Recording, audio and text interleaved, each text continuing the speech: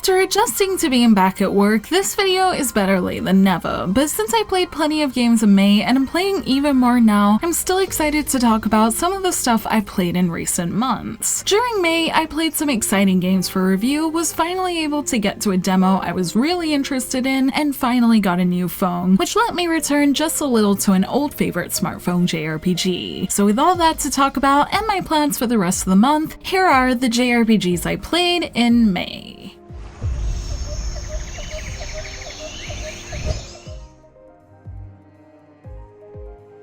After playing a bunch of relatively smaller experiences, Xenoblade Chronicles dropped right when I was getting that itch for a JRPG with large sprawling plains and a huge world to explore. So naturally, it makes its way to JRPG of the month for May, as not only did it satisfy that itch, but it was a lot of fun while doing it. This was my first time with the first game in the Xenoblade series, and I was instantly impressed with how many things I liked from the second one were in this first one, such as its many quests and the affinity chart I'd enjoyed from Torn of the Golden Country. And the charm of its characters like Shulk, Ryan, and the others made it easy to want to keep going and get to know more of the world, and that's only just talking about the first few chapters, as you only meet more interesting characters from there. I'd love to say more about the game, but in May I only played until just after the first big twist, which is only a few chapters in, so I was definitely still learning a lot about the game by the time May was done. However, that twist was one I'd never expected and pulled me into the game instantly, and it's from there I've gone through many more chapters and feel like I'm about to hit another big twist before I get into the latter half of the game. It's a game I definitely plan on talking about again at some point, especially since a few of you have expressed interest in hearing my thoughts about it recently. So until then, I'll be continuing my journey through it, and I'm sure many of you guys are too, since there's a lot that can be done in this game.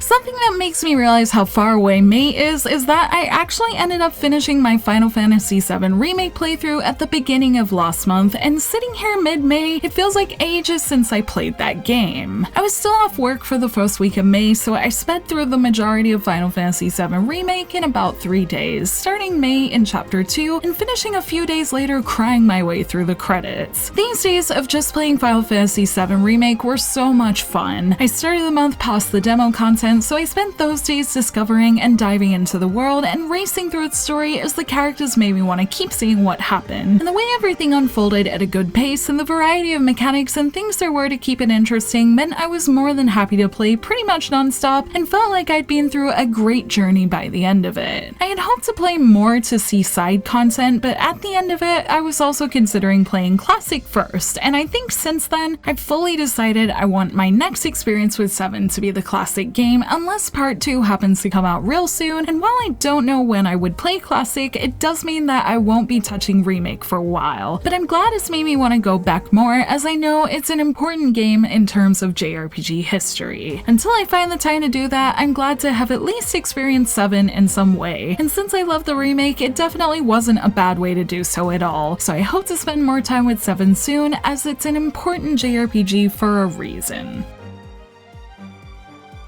Because I was able to get so much done in my off time, I actually ended up with a bit of free gaming time, and after it's staring at me for months in the JRPG folder on my PS4, I finally decided to boot out the Japanese demo of Void Terrarium to check it out. And I'm pleased to say I came out being even more excited for its release next month. The demo very much shows off the early parts of the game and gets into the roguelike stuff early on, getting you to gather supplies to take care of the young Toriko as you play as a sweet robot. And I was pleasantly surprised to see some of its own unique systems, like choosing how your stats level up in the dungeon, along with the inventory management system that you need to do to bring back what you need, that had me excited to see where it all goes so far, as it looks like another enjoyable roguelike for 2020. I do still plan on doing a first impressions video, as I mentioned in Quick Takes, hopefully sooner rather than later, since its July release date will be here before we know it. So I'll save any other thoughts for that video, but for now, I do want to say I think it's worth being excited about if you're already interested in it, and I'm looking forward to getting my hands on it in English.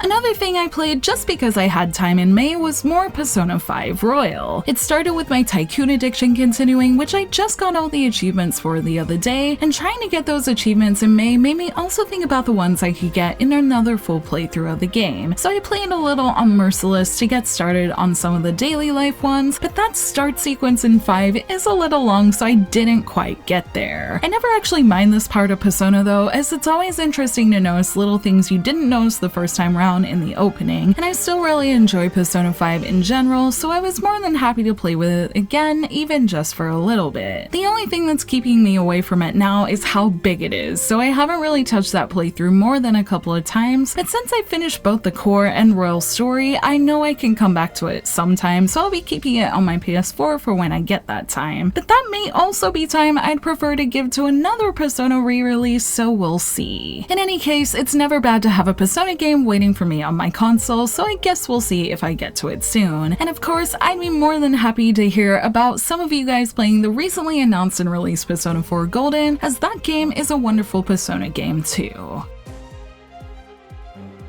Dragalia Lost was a game I hadn't been able to play since I dropped my smartphone earlier this year and downgraded to an iPhone 5 because that's all I could afford before payday. But I finally had a little money to get a new phone that works properly and can play games, so naturally the first thing I wanted to do was get back to my dragons. I downloaded the app pretty much right away and played around with it on the go here and there, and while it was great to get all the rewards for coming back and see how well it ran, which it really did, I think it's been long enough for my addiction to the game to have unfortunately gone, and while I loved all the times I had with it, I don't know if I'll come back to it again unless another event pulls me in, which could happen as I'm always interested in the ones they do with Fire Emblem. I am glad I could at least play it one more time to get that lost piece of closure though, as when I dropped my phone years ago and lost my Final Fantasy record keeper data because I didn't back up my smartphone saves them because I didn't know how, I didn't have that luxury, and I'm glad I've learned since then so I could have a better experience this time round. That being said, I would like to take more of a look at how smartphone games are these days, maybe for a video sometime, just because I'm interested in what I've missed in my years of running on older phones, so maybe I'll get going with that with Xenoblade when it comes out next month, and I've already downloaded plenty of smartphone games already, but feel free to let me know if there are any missing. For now though, the only smartphone games I'm actively playing are Bang Dream and the smartphone version of Danganronpa, which is probably for the best since I play enough on consoles, but I wouldn't be opposed to getting into a good smartphone game sometime if it comes along in the future.